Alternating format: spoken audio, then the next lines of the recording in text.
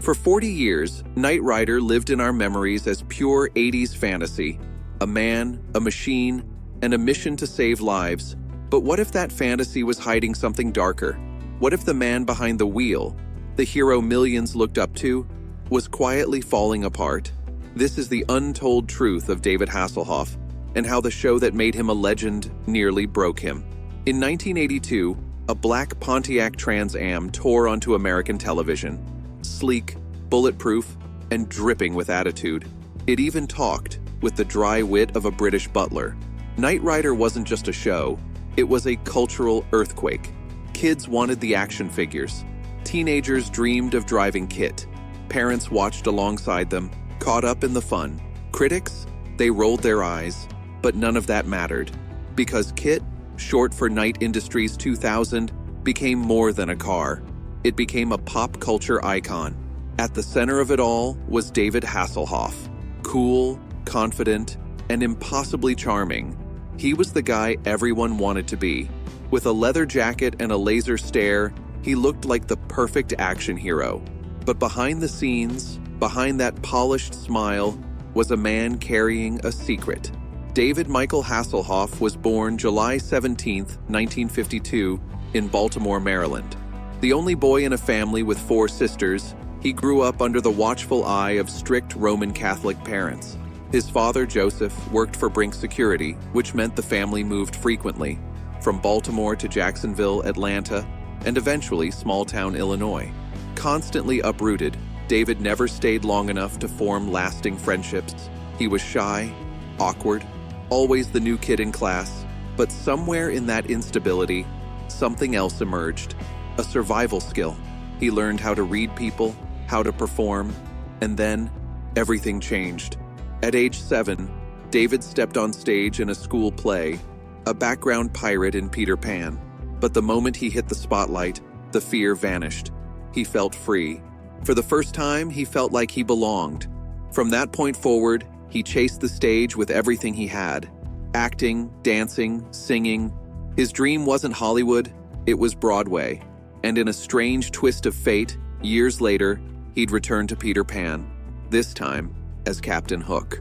After high school, Hasselhoff briefly enrolled at Oakland University in Michigan, but soon transferred to California Institute of the Arts, CalArts, the school Walt Disney himself helped found. That move brought him to the heart of the entertainment industry. In 1974, desperate to earn his Screen Actors Guild card, he accepted a role in a low-budget comedy called Revenge of the Cheerleaders. His character's name? Boner. 2 years later, the film was re-released under the even more embarrassing title Caught with Their Pants Down. It was humiliating, but it got him the card he needed. Then, a breakthrough. In 1975, Hasselhoff landed the role of Dr. Snapper Foster Jr. on the daytime soap The Young and the Restless. Over the next 6 years, he appeared in more than 850 episodes. His character wasn't just a side role. Snapper was the backbone of the show. When Hasselhoff left in 1982, producers didn't just recast him, they removed the entire Foster family. That's how crucial he was. But later that year, destiny called again. NBC president Brandon Tartikoff had a problem. There weren't enough strong male leads on television. Then came a pitch from producer Glenn A. Larson, a modern-day Lone Ranger. But instead of a horse, he'd have a talking car. Tartikoff was intrigued. The project was greenlit. Hasselhoff was cast. And on September 26, 1982, the pilot for Knight Rider aired. The show exploded. But the high-tech magic fans saw on-screen was built on shoestrings and scrappy innovation. KITT might have looked like $1 million, but the cars came from a train wreck, literally. That same year, a train derailment destroyed dozens of brand-new Pontiac Trans Ams. General Motors couldn't sell them, so they offered 10 to Knight Rider for $1 each. The only catch? They had to be destroyed after filming. Each vehicle had a unique purpose. The hero car was used for close-ups with Hasselhoff. Stunt cars were stripped down for sharp turns and chase scenes. Jump cars were lightweight fiberglass shells built for dramatic launches. Crash shells were hollowed-out bodies meant to be totaled. Modifying each one cost about $18,000, and performing the stunts took a toll. Stuntman Jack Gill broke his back twice and his neck once. Today, he walks with a titanium plate and 6 screws in his spine.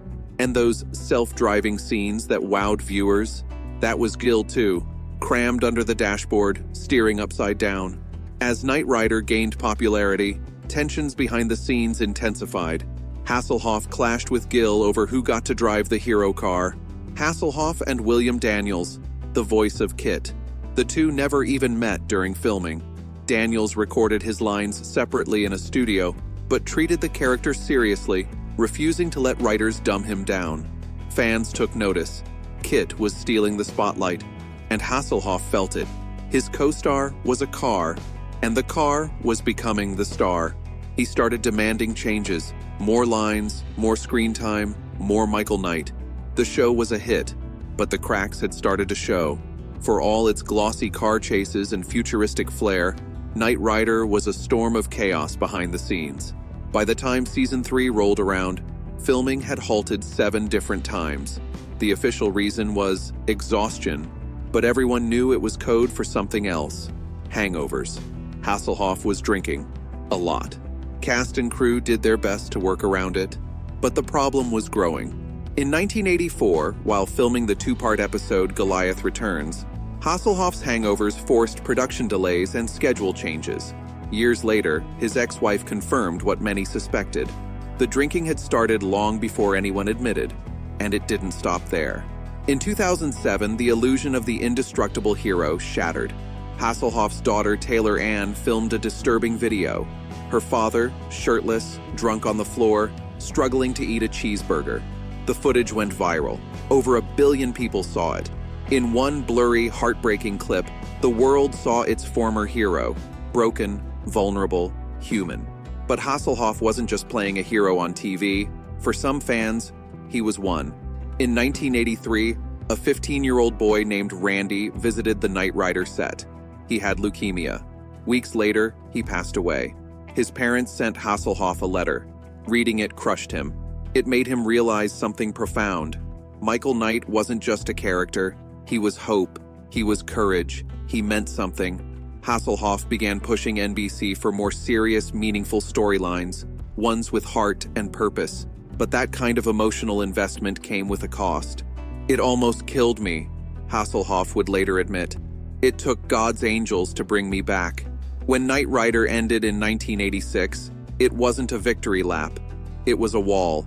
Hasselhoff didn't crash physically, but professionally, he was stuck. Typecast. Hollywood couldn't see past the talking car. His post-Knight Rider films flopped. No one took him seriously.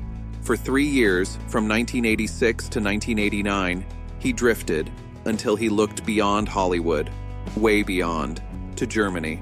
In 1988, Hasselhoff released Looking for Freedom, an English-language version of a German pop hit. No one expected much. But to everyone's surprise, it landed hard. Germany was still divided. The Berlin Wall still stood. People were desperate for a symbol, a voice of hope. Somehow, this cheesy, heartfelt anthem delivered. It went platinum and held the #1 spot in West Germany for 8 straight weeks. Then came the moment that transformed David Hasselhoff from a celebrity into something bigger, a symbol. New Year's Eve, 1989. On top of the Berlin Wall, wrapped in a flashing leather jacket and dodging rogue fireworks, Hasselhoff belted out Looking for Freedom to a sea of 500,000 people. It wasn't just a performance, it was history. In that moment, he became more than famous. He became legendary. Back in the US, though, Hasselhoff was still struggling until Baywatch came along in 1989. The pilot flopped and NBC canceled the show. But Hasselhoff didn't walk away. In 1991, he took a massive gamble. He put up his own money, partnered with the show's creators, and bought the rights. Becoming executive producer, he also negotiated a percentage of syndication profits, a decision that would make him one of the richest TV actors in history. By 1996, Baywatch had become a global phenomenon, watched by over 1.1 billion people weekly across 148 countries and translated into 44 languages. Hasselhoff earned $100,000 per episode and millions more in royalties. But success couldn't quiet his demons. By 2001, his drinking returned. He entered rehab but left after just 8 days to drink again. In 2002, his health deteriorated, leading to a stay at the Betty Ford Center. In 2011, he revealed his blood alcohol level was the highest ever recorded there. Doctors said he was lucky to survive. In 2007, Hasselhoff's daughter filmed him drunk and incoherent, a heartbreaking moment that went viral and fractured his family. His second marriage ended amid abuse and infidelity allegations, and tragedy struck again in 2025 with Pamela Bach's suicide. By 2010, Hasselhoff began facing his past, joking about the infamous video. In 2018, he married Haley Roberts and slowly re-emerged, embracing his legacy. In 2021, he said Knight Rider was about hope and the bond between man and machine, not just gadgets. Though his reboot attempts stalled, Hasselhoff remains hopeful. One man and one machine can still make a difference. Despite flaws, he showed even broken heroes can inspire. Please subscribe to our channel for more videos, and don't forget to press the bell icon.